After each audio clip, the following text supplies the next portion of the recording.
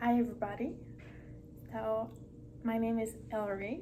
I'm a student in occupational therapy here at McGill University. In the last video, I talked about what physiologically happened during a stroke. Today, I'd like to talk about multiple sclerosis, also called MS.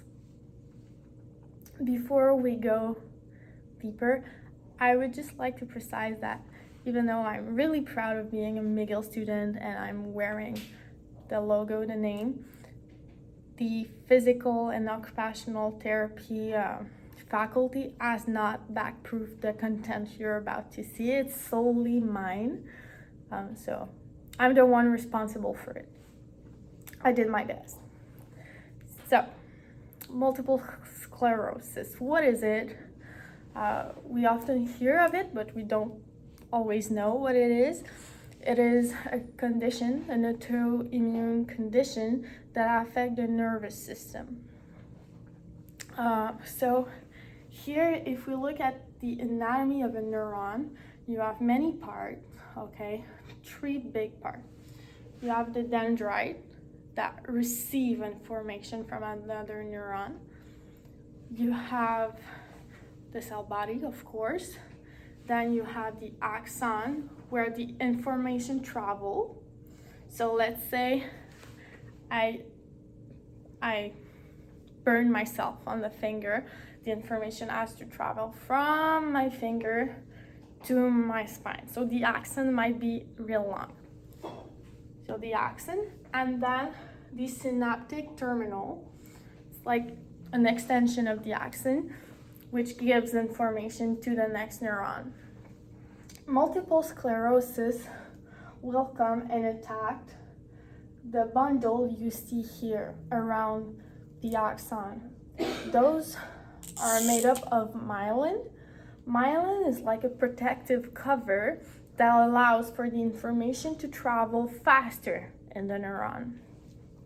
So in case of multiple sclerosis, this is attacked, so it's damaged, so the information cannot travel as smoothly. And even in some cases, it also affects the neuron itself, and then the information cannot go through. So there's a rupture, a lesion there. So there's multiple types of MS. The major one is relapsing remitting multiple sclerosis. In this one, you have a period of crisis, then it gets better for a while, and then there's another relapse, and so on. So it's like it's not a train, but when you see at the carnival,